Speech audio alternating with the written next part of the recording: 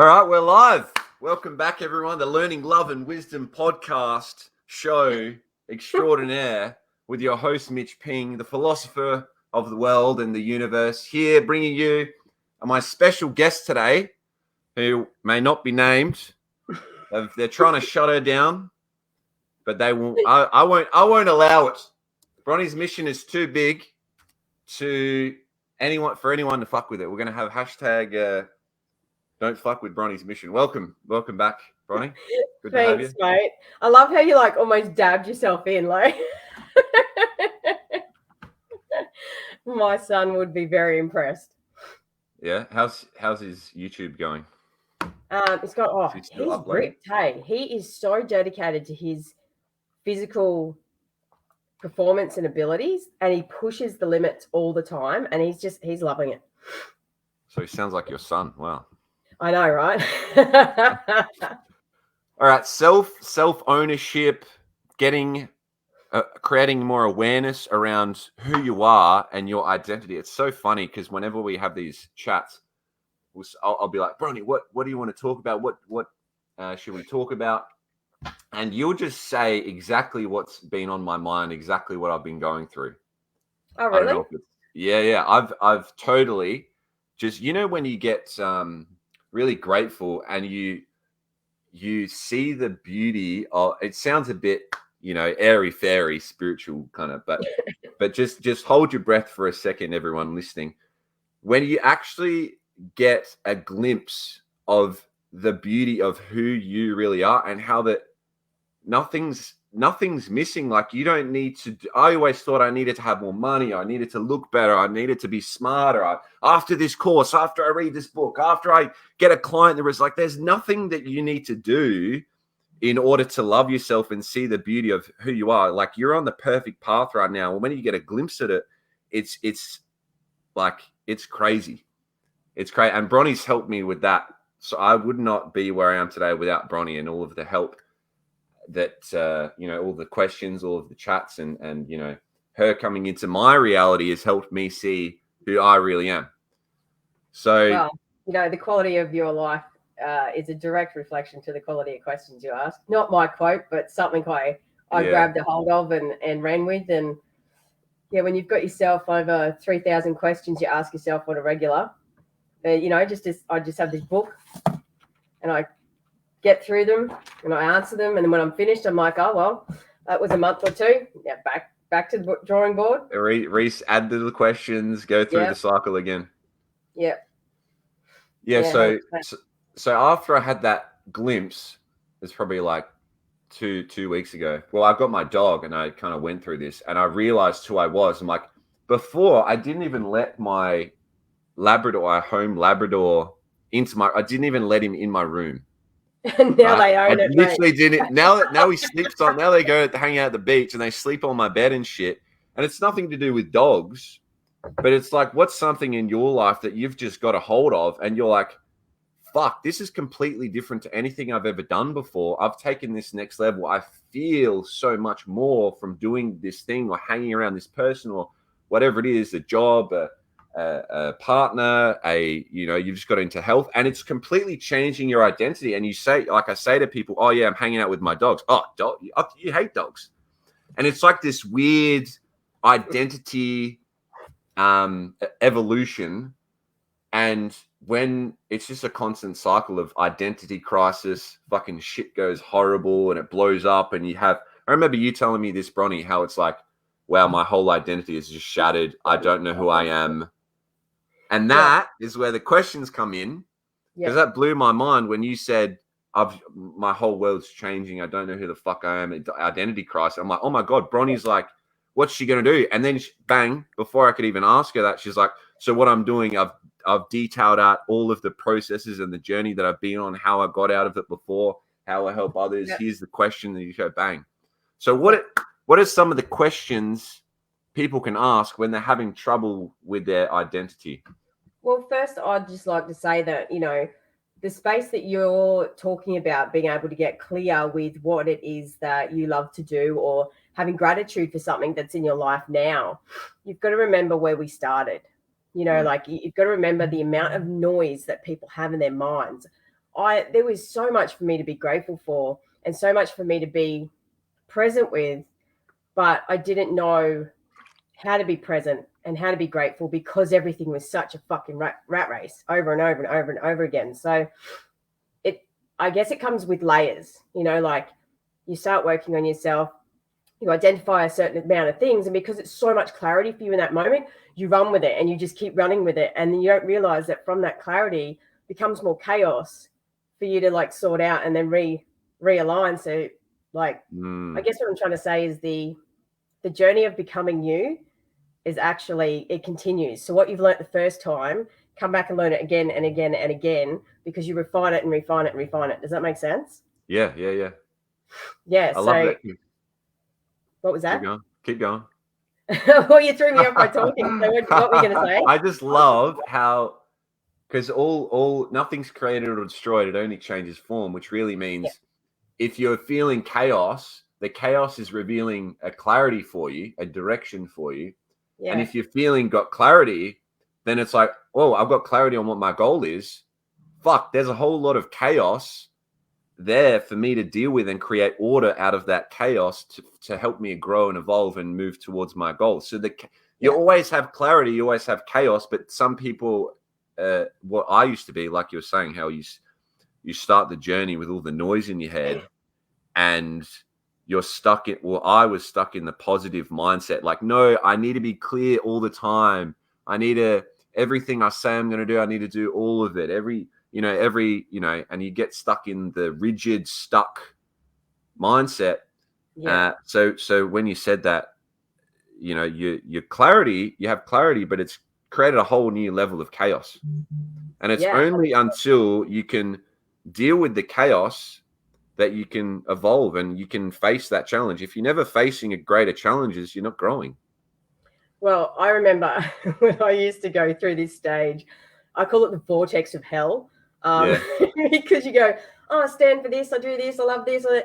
Who the fuck am I? What do I stand for? And you're like, but I had so much clarity last week. Yeah. And then you go, I should know better because of the events that I've sat. So I can't tell anyone I'm actually going through this because they'll judge me for my qualifications and what I'm meant to know, or, all of the above, right? So we sit there in our silence, we go quiet on Facebook, we do all these things. Well, are you just framing me right now? You're just talking about me. No, it's an absolute gift. Sorry, Henry. It's an absolute gift. It's because now it's like when I feel that chaos, now I go, oh yeah. What form is it going to show up in? What am I going to learn about my clarity? Yeah. What am I going to discover about myself? And how have I refined what I knew before? So, and that's what I'm saying about the journey of getting to know who you are. There's a time where you're completely lost. You go to an event, you do whatever. You take off that little layer, but you don't jump fully in because that takes a fucking level of self-ownership that you're not ready for yet. And that's okay. It's part of the journey.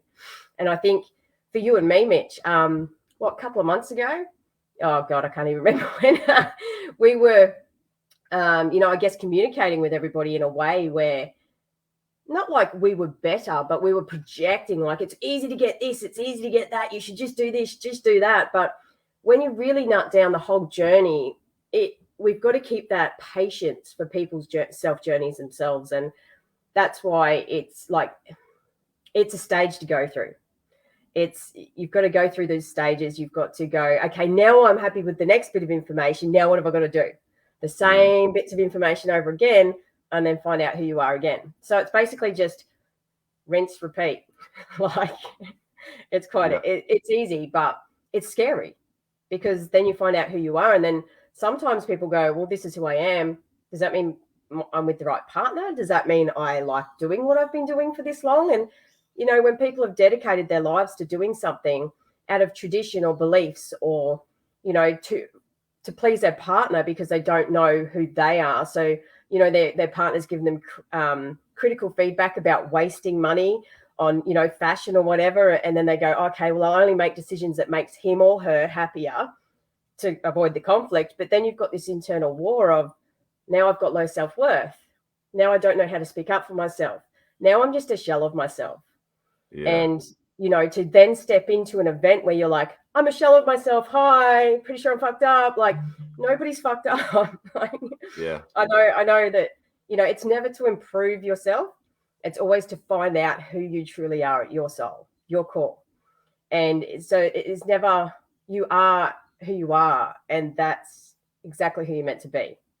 I think it's all the external feedback we get from everywhere else. Like, when you start school, it's your school teachers. It's when you get into, high school or whatever, then it's, I've got to be cool to be around these groups. I've got to do this. I've got to do that. And then by the time we're 30 or whatever, we sit there and go, fuck, I've only ever changed myself to suit the people around me my whole life. I don't even know who that person is. Or they're in a relationship they don't want to lose. They avoid that conflict. And then they start blaming the partner. You changed me. You did this. You did that. And the partner's like, well, fuck, I never asked you to. And then you're like, well, could that have been my shit? Did I make that decision? 100% you did. I know I did. My ex-husband's like, well, I didn't ask you to. And I'm like, fuck, that's a good point, eh? Like, yeah. I just thought I was the underdog. So I then, changed who I was to suit who I thought he wanted me to be. I never actually asked the question. And then after doing that repetitive behavior for so many years, you sit there and you go, I'm unhappy, but look at what I've got. You know what I mean? From that moment till now, I've got a lot less possession-wise, but fuck, I've got this internal fulfillment that you just can't put into a value. You can't put it into a monetary value. You just can't. There's nothing that can replace that fulfillment. So it's a journey. Basically, I'm saying let yourself off the hook. It's a fucking journey. It's a vortex of hell. It's, identifying who you are. It's asking those quality questions, but it's about knowing those quality questions as well. Yeah, and then, I think... Sorry. Then you've got to look at yourself and go, some people don't actually want to change. It's not about changing, but some people want to have those excuses that they've got. Some people go, oh, I know I used to. I'm like, oh, my ex-husband's an abusive alcoholic, right? And then I'm like, but don't ask me questions to get out of it, because I don't really want that. I just want to be the victim right now so that I feel like I'm not alone. It's not the victim to get attention. It's the victim so I know I can get some sort of feedback that says I'm not insane. I'm not, crazy. It's okay to be feeling the way I'm feeling. But I didn't actually want to get through it. I didn't want help, like understanding it or getting out of it, because there was too many benefits for me there, at that stage to walk away. So it took me another 2 years. And then I was in enough pain to leave. So it's just about your personal journey. But stop looking at 5 a.m. clubs or, must work out this way to get these results, because it's not about that. It's about what works for you. And that's where the questions come in. You don't know what works for you until you ask the question. Yeah. So I know, going back to the start of my journey, the biggest thing is, it's a bit of a promotion here. The values, right? Right. Good old Martini, mate. Yeah. So getting back to your values, I think, is a very foundational and simple thing that everyone can understand, whether you want to hear it or you don't. Maybe you've got this running in the background and you're like, oh, no, this is bullshit. But this is like the most fundamental thing that you could ever learn. And it's that your actions represent who you are. Well, I feel like your actions, whether you like them or not, they're giving you direct feedback. And the things that you love doing are your values. So if you know, you might hate people generalize, distort, and delete. They look at their week, their month, their year, and they go, no, I don't know who I am. I'm shit, and nothing's working, and my past is going to equal my future. There's no hope, which I used to be like. That's how I used to think. It's like, what's the point?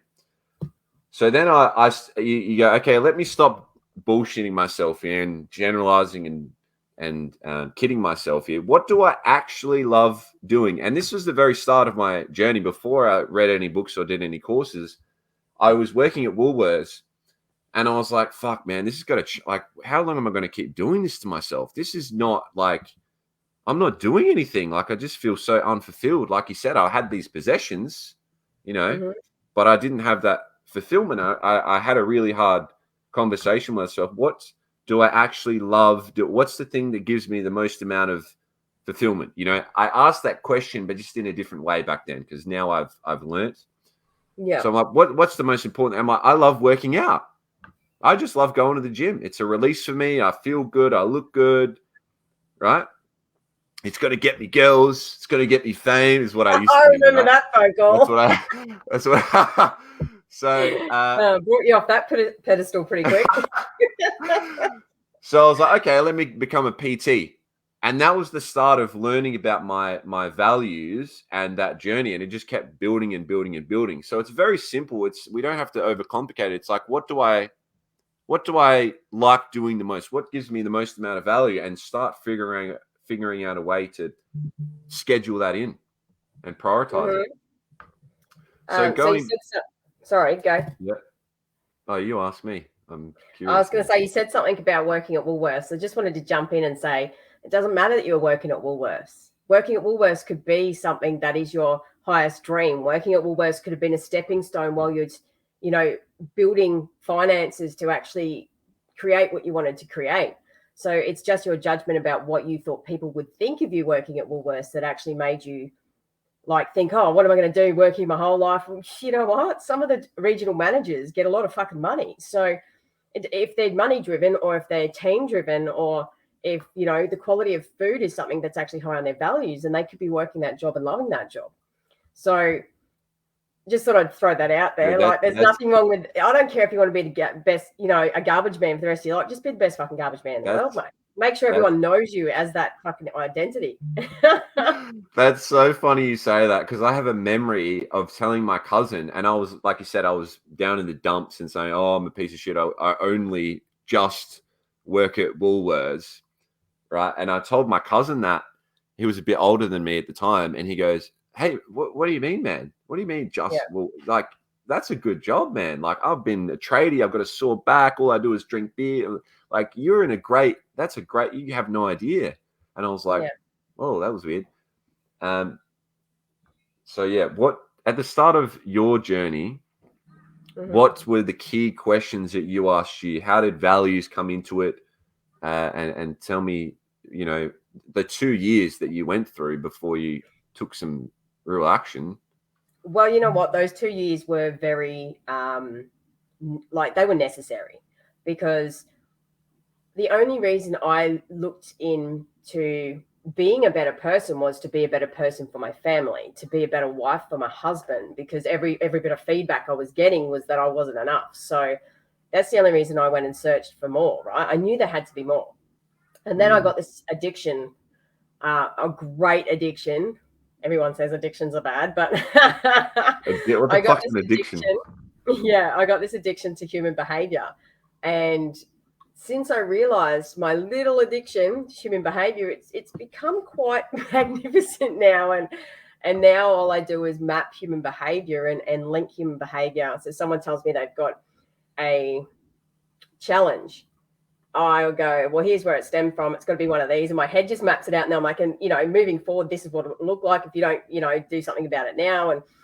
Or it'll just keep reoccurring, but it'll be different magnitudes. And, I just know how to map it out so quickly. And sometimes, look, yes, there are times where I wake up and my head starts and I'm like, look, today we don't want to map anything. Today, I just want to laze the fuck out in my pajamas on the couch, eating chips, watching human behavior. But you know what I mean? So I know exactly what you mean. Yeah. So I got that little nugget of what I love to do, and then I just, grew on it and grew on it and grew on it. And even all the courses I take or do, or qualifications I get, I just sit there and go, it's mapping human behavior and providing solutions to life's toughest challenges. I love it. I think it's, I've had a challenging life, and I wouldn't have survived any other way. It needed to be challenging because I fucking look challenged dead in the eye, and I'm like, bring it, bitch, let's go. Because that's how I was brought up, like that, and the victim mentality that I had to, shake off pretty good. But yeah, I think it was just getting to enough pain at a point where I then became a coach. So then I could keep bettering myself for my husband, and then realized, my husband actually isn't the person I needed to be with or wanted to be with because we clashed in so many different ways. And it doesn't mean that we're not good people. It doesn't mean that he's not a good person. It doesn't mean that I'm not a good person. It just means that him as him is enough. It just does not gel with me. And that's okay. He can go on his path. I can go on my path. And there's nothing wrong with that. It's just I changed myself that much to be with him. And then, pedestal the fuck out of him and then put him in a massive pit like I had to, right? And yeah, so there's nothing wrong with him. It's just that he doesn't meet with my fucking values. We're just, incompatible, and that's okay. Like, I would have liked to have known the information 12 years beforehand, but then in the same sense, I wouldn't have, because I've got two beautiful children. They've got a future that both of their parents can, co-parent and build towards. And now we've got, his extended and my extended, and we've got this big village that are raising our kids. And, that's also important as well, because, my partner, Nathan, we have a family meeting. We sit at the table and we sit there and go, right, where Mum and Nathan fuckheads, like, where are we, like, really dropping the ball with parenting? What feedback have you got for us? And being honest with them in that moment, like, if I've gone, if I'm coaching or something, shut the fuck up, sort of thing, then I get off and they go, oh, Mum, that was a bit brutal. And I just turn around and go, yep, but that moment happened because I was, that's high value of me. Like, for me, I love my coaching. That's why I reacted that way. And it gives them a vulnerable space to just go, why did I react to that thing Mum told me to do? Or why did I react to that thing Nathan told me to do? Or why did I? So that it just allows them to take off those little layers and actually accept themselves for both sides of themselves, not just the praise and the, the good, but also the bad, like, because we've all got it, but we try and disown it, right? So that just allows them to own themselves because we own ourselves, if that makes sense. Yeah. What role do you think accepting others and stopping the judgment that you're putting onto others has to do with your own self-acceptance? Are they related at all? Yeah, mate, just get a mirror. It's just, that's as simple as it is. It's just a reflection of you. It's literally, so the parts that we see and judge in others is a pure reflection of ourselves. And the biggest one people challenge me on is, so if I think my partner or their brother is lying, does that mean I'm lying on the inside? No, but you're lying to yourself about the fact that he's going to change. So you are reacting to something that's true inside you. You're just trying to label it as a certain thing.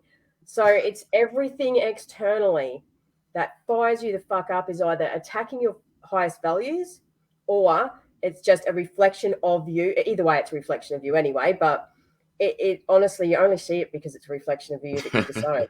So that means your partner in your life is your most valuable tool to understand who you are, right? Yeah, they're a gift, even if they are a fuckwit. Yeah. Or we're fuckwits as well. Yeah, 100%. We're massive fuckwits. Yeah, I know, right? Come on, I'll tell you, no. We're live, no. Absolutely. I actually just owned.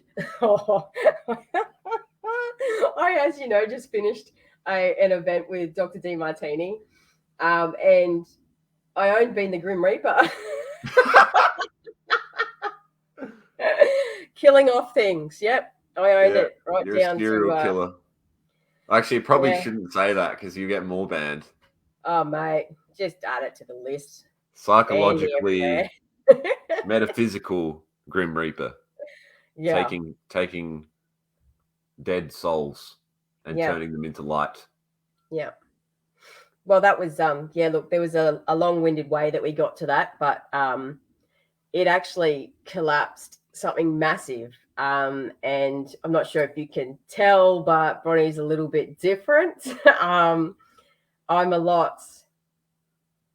in such a place of love and gratitude right now that everything is just one. Everything, every object, nature's beautiful. I had a beautiful sunrise with Tash this morning.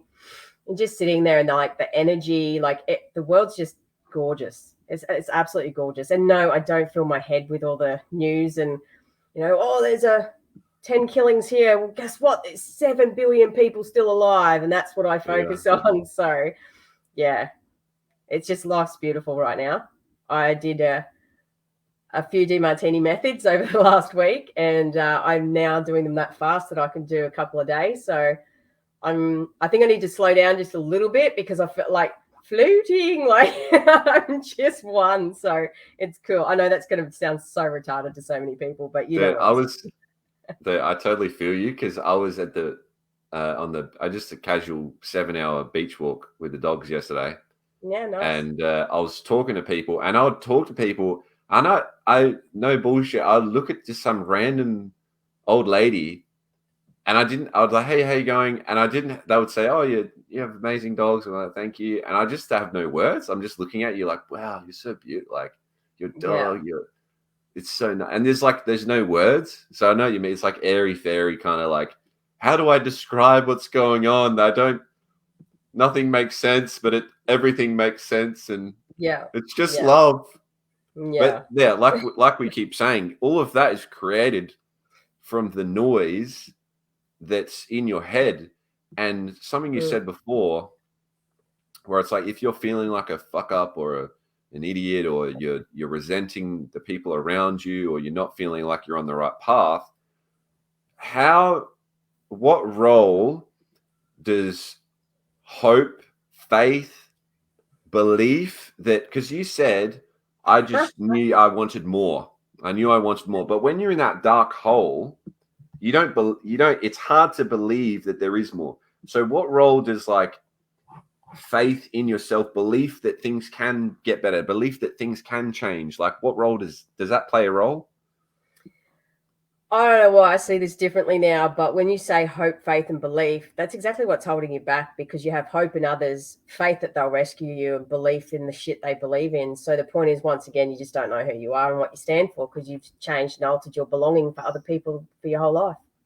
It's really that simple. You can say hope, belief, faith, and belief, hope that there's light at the end of the tunnel, or faith in a God, or belief from a tradition that my grandma had. But in the end, it's still to old people. It's still to the old. It's like, what are you, and why are you following those things? So for me, it was just because I knew there had to be more. Like, I knew there had to be a way that I could understand me more. I knew, and you know what? The biggest part that made me understand myself more than anything was, I'm fine the way I am.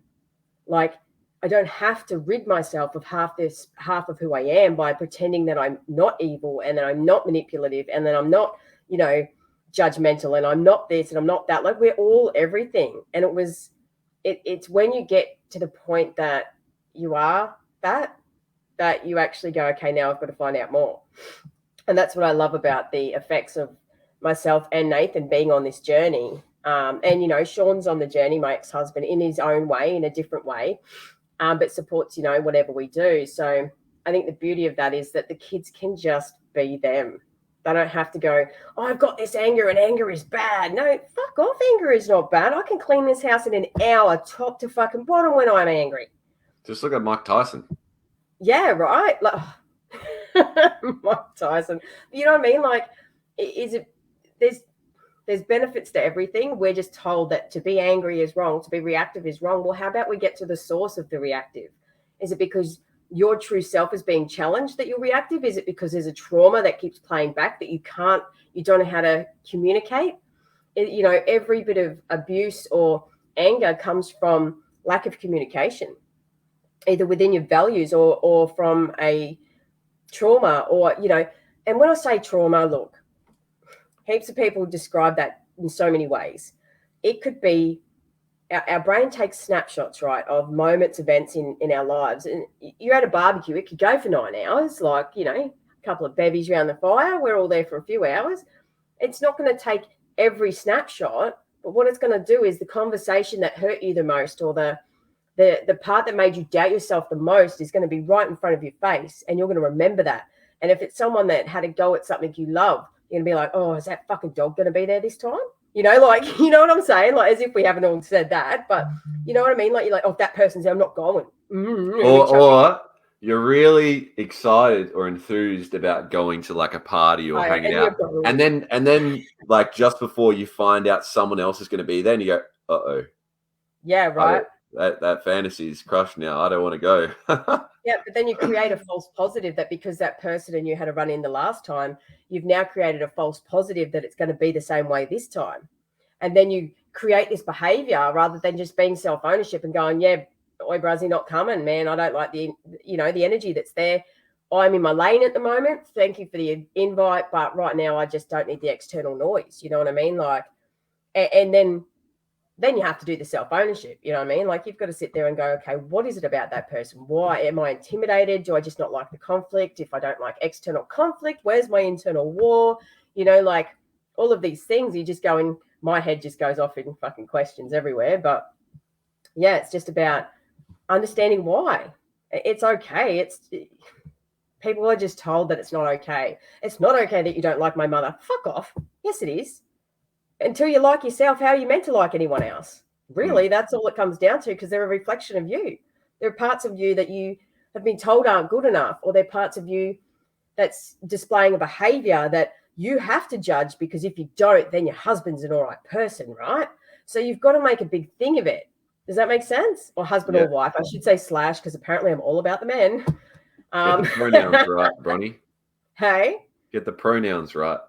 Get the pronouns right. Oh, don't start at me with languaging. There's your feedback, mate.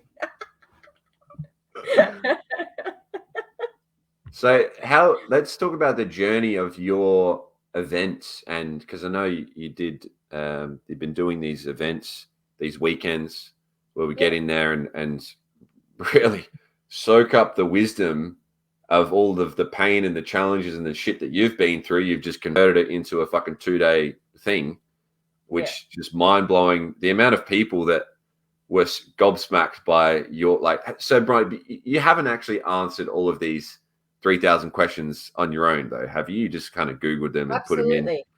Yeah.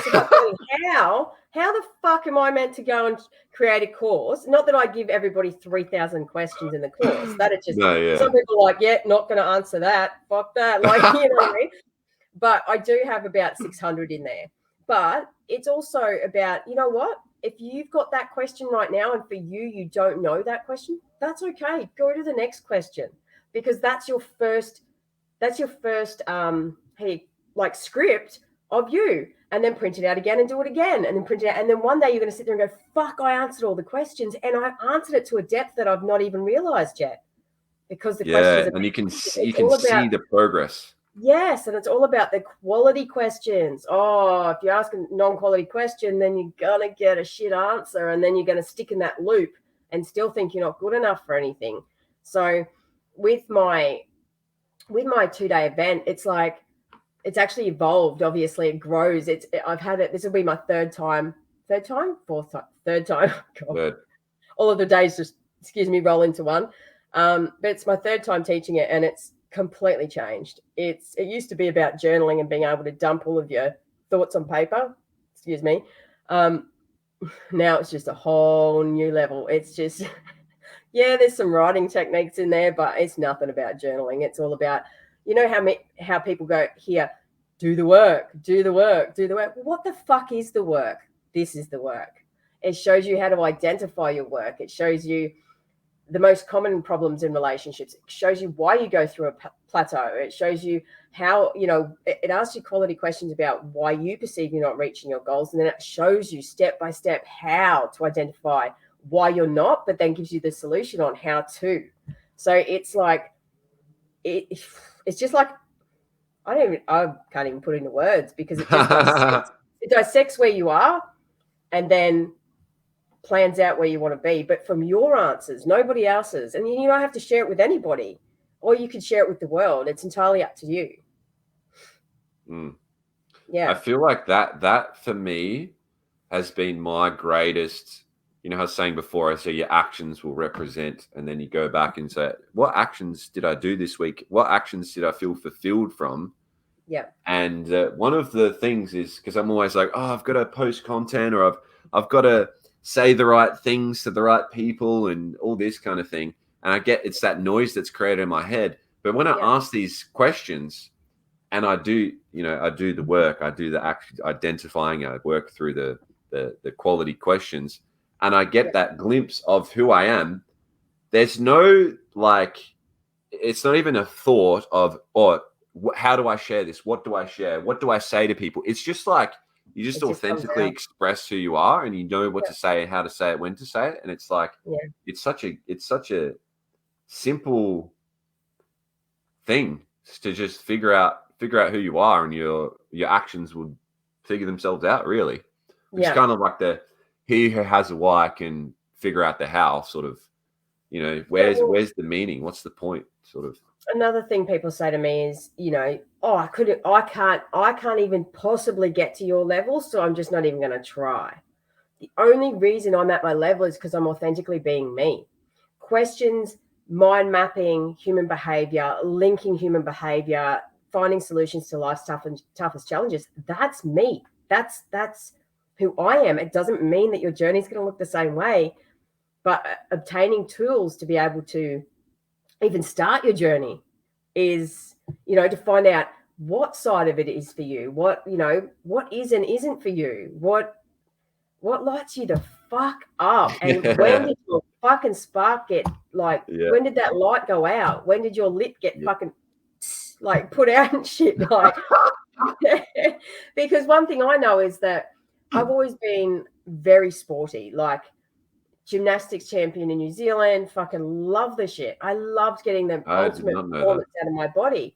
Well, of course I did, because, the last few years of my twin sister's life, she was a vegetable. So I had to be the counter opposite to what I believe she was capable of. And it's so beautiful to see the synchronicity of how that's evolved throughout my life. And then when my mask got taken off about the true person that I was, I broke my back. So my physical ability was taken away. But that's when I got to have the gratitude for the mental stability when you don't have your physical ability.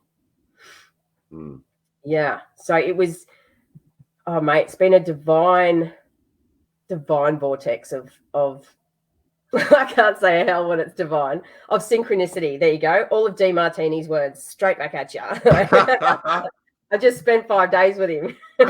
It's hard not to. I know, right? Yeah. So yeah, that's when you get me, is when you go on a speech and my mind's just the noise is clear now. I don't know what question to ask, but what are some simple actions that people can do to kickstart that? Because something I was thinking of before is this mind-blowing concept of sort of like compound interest, where it's like if you have 2 bank accounts and you invest in the one that is aware of who you are and takes action and has the courage to express who you are, and ask those hard but quality questions, and another bank account of like instant gratification and victim mentality and all this kind of stuff, right? If you go every day and you deposit all in the blaming, complaining, justifying account, it's going to compound. Yeah. Almost like, I give you another analogy. It's like if you have a garden and one side of the garden is beautiful roses and flowers and tulips and daisies and sunflowers, and then this other side here where there's weeds growing everywhere, it's not trimmed, or and you don't even do anything to the garden, and if anything, you go out there and you shit in the weeds. You just you fertilize the weeds. You're shitting in the weeds. Is that visceral enough for everyone listening? You're shitting in the weeds in the back. You and taking random shits in places, I fucking don't know, mate. Don't tell everyone that. I meant to let the cat out the bag. Well, I'm a camper, mate. I'm van life, right? So that's obviously, it's not you don't go straight from shitting in the weeds to like fertilizing and watering and nurturing the flowers, or investing into that account straight away. But it's the first step is you said it before, is the awareness of what are my accounts? What are my actions? Where is everything going? Who am I? What are all the pieces? Let's lay it all out, and okay, I've got 10 things that I know I can improve on. I've got 10 things that I'm doing well. Let me just slowly start converting these little things into investing in myself and who I am, and watering that beautiful side of the garden. Well, not only that, I think DeMartini says it in his Breakthrough Experience book. He gives an analogy about an old neighbor that he used to do yard work for, and he says something about, she says, well, you can't grow a garden full of flowers if you don't remove the weeds. And that's like our brain. That's like how the analogy he thought of. It's like, if you've got all these beliefs and traditions and identity projections from other people about what you're best at, what you should do, why did you do that? That's against the family. That's against this. That's against that. You've got all of those weeds in there. If you don't pull them out by finding and asking quality questions about who you actually are as a person, those weeds stay in there. And guess what happens? We all know what happens when you don't fucking pull the weeds out the garden. It takes the fuck over. And that's where we're at when we go, I don't know. Or, good one for me was every time someone asked me, do you want to go out for lunch? Do you want to go have a coffee or whatever? I'd say I have to check with the husband. Mm-hmm. That one fucking answer. I have to check. Now, there's two things. There's two reasons why, right? Because one, I'm like, nah, I don't really want to fucking catch up with this. I'm going to use him as an asshole to get out of it. And the other one is, let's be real, right? No, and then the other one is, I can't spend any money or go to any destination without him losing his shit, because in his view, all confirmation biases aside, in his view, I was a stay-at-home mum and he had to work 12 hours a day. So who the fuck was I to go out and spend the money he was making? So regardless on how we got the businesses, how we did everything, the point is that's how he felt. So, but when you get to a point of not being able to have that hard conversation with your partner, you either have the hard conversations or you store it up and then you blame them and you resent them for changing who you are as a person. So when I said that, I don't know what stage of my personal development journey I was on, but I went, oh yeah, no worries, I'll just check with Sean. Am I actually asking him if I can leave the house when I've got keys, I've got phone, I've got wallet, is that a thing? And then I'm like, holy shit, that's a fucking thing. Yeah. And then I'm like, I have no idea who I am. No idea. Because everything I go, I wonder how Sean would feel. I have to check with Sean. I have to do that. Yeah. I know, but that's how real it was for me, because if he'd come home from work and he'd already have a few under his belt and then he's only going to keep drinking the whole night, that coffee can turn into a fucking massive problem, because he's going to go and say something about it. And I'm going to go, how much is a coffee compared to a cunt of piss? You fucking saying something about the way I'm drinking, and it just gets worse. So you just try and crawl into a hole, a shell, and just fucking hide. I'm just going to do nothing, and then maybe that will be okay. But then you do nothing, and then and then you're thinking, but if I do nothing, then they're not going to like that either. Oh my god! Right. I do what I wanted to get told off. Yeah, you do the chores, and then I do what they wanted to get told off. Like, yeah. That's what my life was, mate. Like, that was me. Yeah, as long as dinner's out and ready, the kids have got all their homework done. Like, I had this mental checklist. If I heard the tires come down the driveway and the shuffle told me how much you've been drinking. So wow. Shuffle in the garage, human behavior. Yeah, you hear that echo, and you're like, oh fuck, have the kids done this? Did I do that? Have the dogs been fed? Oh, fuck, I forgot to do this. And you're racing to somewhere and you're fucking like, yeah, no, I've done all that. Like it's fight, flight, freeze consistently, even when you're asleep, because you've woken up several times to your phone being held in your face. You know what I mean? Like, I was never able to, like, never's a very, always word, but it's I can't remember when I was able to actually relax and not be on guard. Oh, yes, I can. It was when I used a death in the family as an excuse to be sad, and then don't approach me because I'll fucking eat you alive. That was my rest and digest time, right? Yeah. Yeah. So that's when I get a break, because I'd lose my shit if he'd come near me. Yeah. I didn't know at the time. It's not like I sit there and go, "Ooh, how can I conjure up this?" No, that's not what it was. But when I look back now, I'm like, "Oh my God, I just wanted a rest." So all of a sudden, I'm upset about this, this death in the family, and I'm like, okay, I can see how that benefited me. I can see how I used that to my advantage so I could fucking rest. It may have prolonged it a couple of days, but yeah.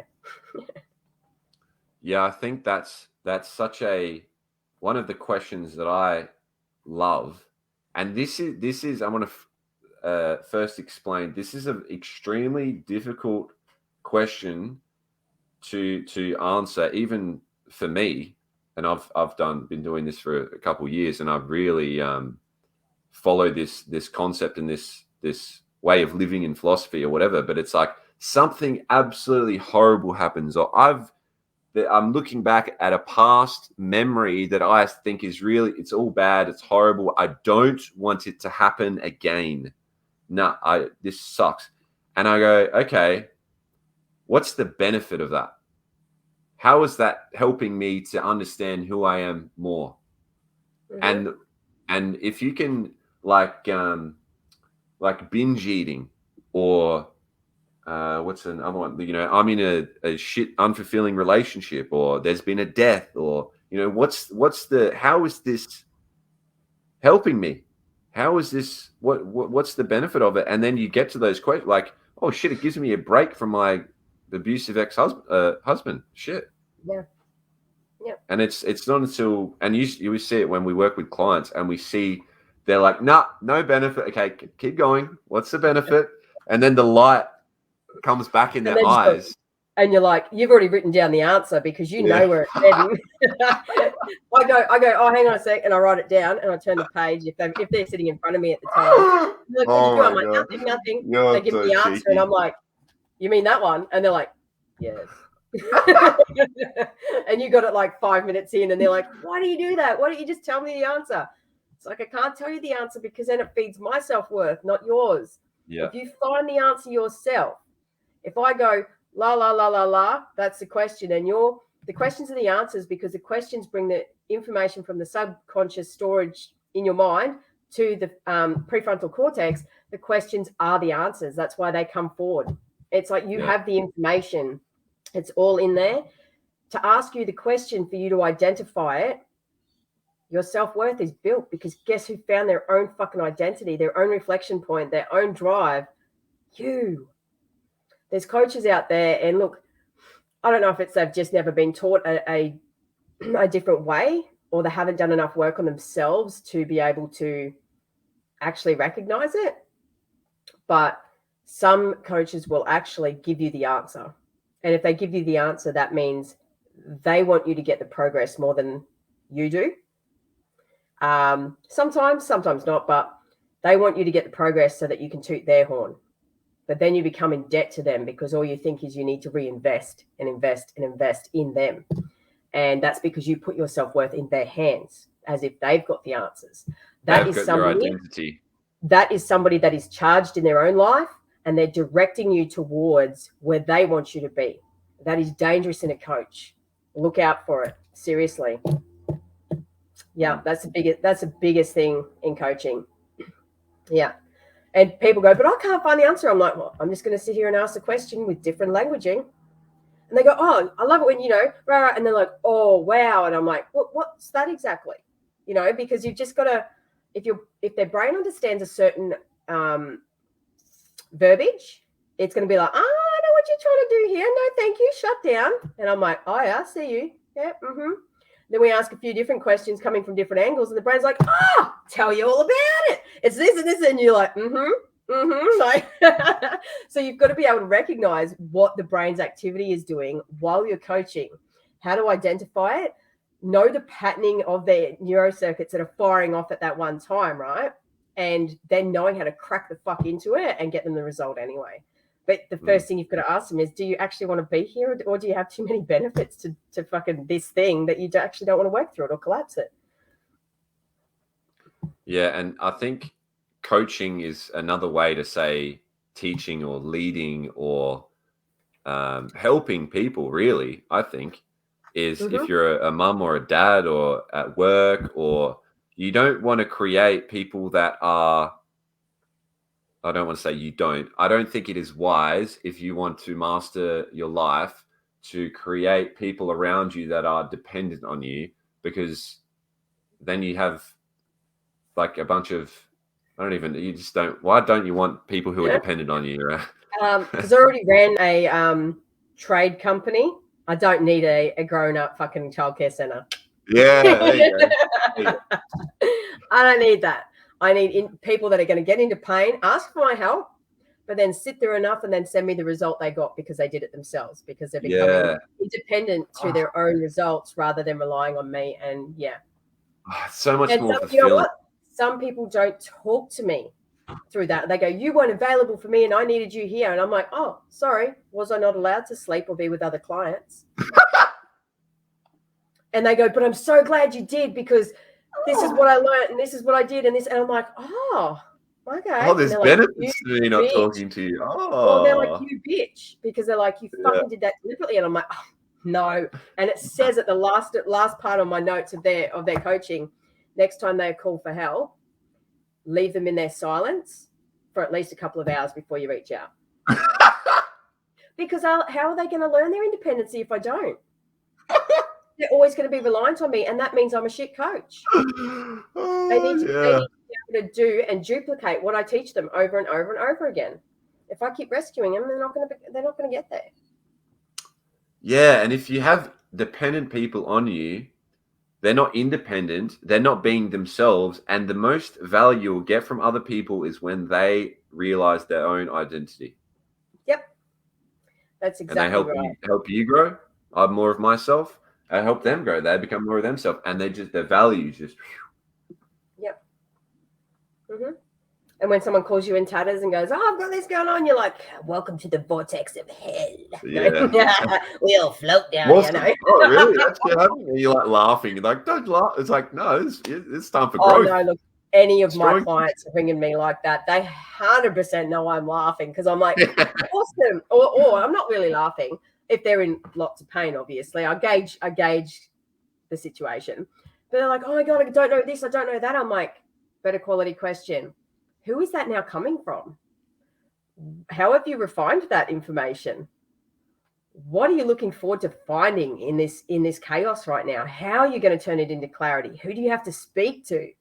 What do you have to learn? And they're all just like, whoa, that's heaps different to the way they used to look at, the fucking dark hole, as everyone calls it.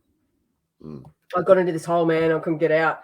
Yeah, you know what? We all do. No one's special. I don't care how fucking, how many boats your neighbor has or how fucking his life looks. I don't give a shit. Everybody has their shit. Everybody has their judgments. Everybody has their shit. It's just the way it is. Whether your shit benefits you and you're like, I like this identity that I have all of these things and this nice house and I don't want that to be stripped away. It doesn't mean that it's going to be stripped away. But if you don't want people to know the real you, then you're the only person that's going to sit with your internal war thinking that you should be different when you're just being you. Just own that shit. But there's a process to owning it. So what's the process? How can people learn more and suck up some of your wisdom?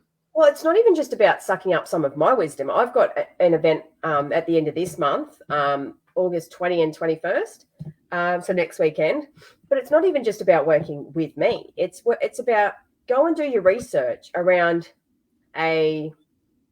someone that teaches human behavior, someone that talks about human behavior. Go and do your research on who's out there and find out who you resonate with and who you want to do your work with. Because if you go and do your work with somebody else that somebody else recommends and you haven't seen this person talk and then you go and jump into an event, probably not recommended, because if anyone comes to my event, you're going to hear fucks, you're going to hear shits, you're going to hear all of this different languaging. So if you're a non-swearer, probs don't attend. You know what I mean? Like, it doesn't mean I'm the perfect person to do your work with, but I do know that I'm very good at linking human behavior. I'm very good at offering solutions to life's toughest challenges. And if that's what you need, then, and like, reforming or refining people's identities. And that's not to change who you are, it's so that you can be who you are. and be loved and accepted for exactly who you are, because in the end, that's all we all want anyway. So do your research, ask your questions. I don't give a shit how many people ask me questions. No one can contact me at the moment because I'm banned from Facebook and I'm banned from fucking... They can contact, what's the best way to do this? Can they contact you on... I don't know. Oh, they can contact the Be Courageously Authentic Instagram page. My coaching page is still there, but I can't actually get any of the messages because I've been banned off Messenger. Like, they've just shut it all down. So, and to the people or person, whoever it was that put in the complaint, there's going to be a counter complaint, but it's actually going to be from the investigators because I'm done with this shit. So it's like... the Grim Reaper's coming. Hey? The Grim Reaper's coming. Oh, yeah, the Grim Reaper. No, it's not even about the Grim Reaper. It's not even that I want revenge. It's the fact that I was actually speaking to a suicidal person on video call. Random person rings me about to commit suicide. Facebook shuts my fucking account down because someone's... Hey? No, not in that call. No, but just the day or two after. Yeah. I only had contact with that person by that. I cannot contact that person for over 30 days. And I'm like...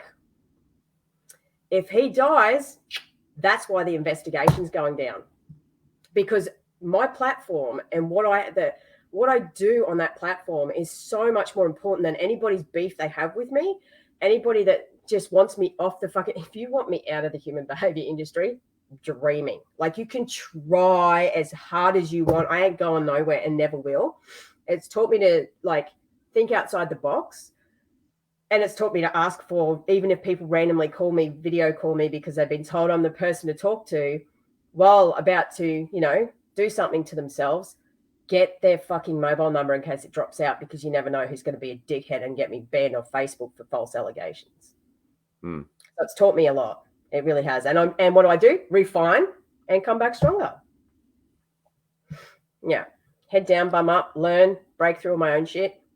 Because that's another thing. I don't know how many people say to me, oh, so you're a coach and you do this and you do that. Mate, if someone says to me, hey, Bronny, ever smoked weed? Yeah, man. You? Like, I don't give a fuck about what anyone thinks of me. But the point is, if you don't like me, there's 3 dots in a fucking block. Just do it and get the fuck out. Make room for other people. Like, it's, you know what I mean? Like, I don't give a shit what people say, because even as a PT, mate, and I think I've said this before, as a PT, there's a stigma on you to look a certain way, be a certain way, rah, rah, rah. And you probably put that expectation on yourself as well. When you're a coach, people go, you can't lose your shit. Why not? Because my brain is now functioning different to yours. Okay, cool. Sounds like a plan.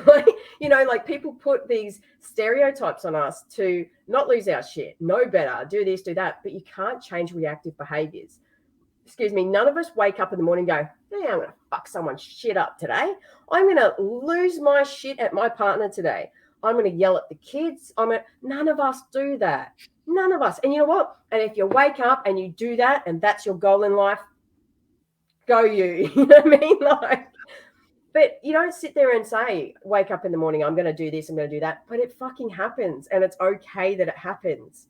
We just beat ourselves up for it. So we're not magical people. We might not have a little bit more clarity in our lives and a little bit more emotional balance, but we're nothing special. We just love what we do and do what we love, and we can teach others how to do the same. And it's really that simple. Take away the noise. Take away all the shit from others and find out who you are. That's what it's about. So if you would like to know more, comment in the Facebook. Also, hashtag replay, hashtag live. I know that I've seen some people watching live here in the middle of the day. Say hello. Is it any comments? You got it up? Anyone saying hello? Hello. Oh, I didn't. Hello. Where are the comments? You were talking to a tech talk. Oh, no, mate. Yeah. You wouldn't have it up because you're not allowed. No, because I'm not on Facebook. If anyone's, the couple people watching live now, what's the question? Do you have any questions? If you're watching the replay, give me a hashtag replay and comment me. If you would like me to send you a message, I'll give you contact information for Bronny's Instagram. If you have any questions for me, I'll do my best to answer them. And yeah, if you want some people to research or tell me about who you are or what your goals are, we can point you in the right direction. Yeah. It's not, that's right. If you have questions about what we've said, awesome. Because if we don't know the answer, guess who's growing? And if we do know the answer, that's awesome too. If you reach out to somebody, you shouldn't feel like you have to sign up with that person. You shouldn't feel like you have to sit the event. The point is, like, this is for me anyway. I can't talk for everybody, but for me, if you're in my room when I get to teach, that to me is a fucking gift. It's a blessing. It's a privilege to have been able to, in my lifetime, teach you in my classroom or in my Zoom event or whatever it is. It's not about, oh, how much can I get from you? It's about, hey, what did you learn? And how has it impacted you since then? And you know what? Who did you inspire by doing that? And excuse me, that becomes the ripple effect. And that's what it's about impacting as many fucking families or as many households as we can in our lifetime. Yeah. So comment me if you're watching the replay, or if you're listening to this podcast, send me a message, and let's evolve. Let's figure out who we are. Let's be more grateful, more loving, more wise. And what are your closing words here, Bron? I was going to say, well, that's all very airy-fairy. Grateful and loving. Well, you know what? Me, when I was a victim and ungrateful and shit, I would have been like, fuck that shit. That's too crazy for me, you know. If you want to make sense of your pile of shit that keeps just away, then ask us some questions. Either you can work with either of us in an event. I've got one now, another one in November, or you can work with Mitch or work one-on-one if you don't want everyone to know your shit. There's just so many ways you can do it, but we only know what you like or what you need, what you want once you've given us the information. But if you are not going to grow by sitting my event, don't expect me to take your money. Because some people try and give me the money like, oh, I'm just going to pay. I'm like, no, because what you're going to do is resent the event. You need to be at this. If you can do this, this, and this, and this, and show me proof, then you can sit my event because then you're ready. And not everybody's ready, mate. Yeah. They just think they are because they're in hell and they're like, oh, I've just got to find, a bit of clarity for this or a bit of clarity for that. Well, do you actually want it though? So I ask qualifying questions, I guess. Yeah, for people to sit my events because I don't want to fuck your first experience. I want your first experience to be awesome. So if I can send you some value to be able to get you to a certain point, that's what I'm going to do. Because when you sit it, it's game time. Yeah. You can't tell I love it, eh? I'm like, oh, the Grim Reaper. Yeah, you asked the call. Oh, okay. You qualified. All right. Let's have some fun. It's game time. It's game time. Yeah. Okay. Thank you, everyone. Closing words. Thank you, Mitch, for risking yourself for me to be able to have this platform with you. Hello to all the Facebook friends that I know that are friends with Mitch. Yeah. Not sorry for my absence. That's why I did this. Sorry to cut you off. If you know that someone follows Bronny, send this to them because they're not going to know. So send this, because this is on Mitch Ping's profile. Send it to anyone in the Bronny universe, please. That's why I did this, because they're trying to shut her down. So please send this link, share it. Or if you don't know how, ask me, how do I share it? Just copy the link, send it to them on Messenger, tag them, do anything, and get this video out to anyone in the Bronny world, please. Thank you so much for that, Mitch. I really do appreciate you allowing myself to use your platform and to reach as many people as I can. To me, I don't care if I'm teaching to 3 people or 90 people. I'm just inspiring lives. So I do really appreciate you giving me this opportunity. Much love, mate. Much love. Wow. See you, everyone. All right, bye. Oh, Tash, Julie, thank you. I see you. Thank you, Tash just commented. What's up, Tash? Yeah.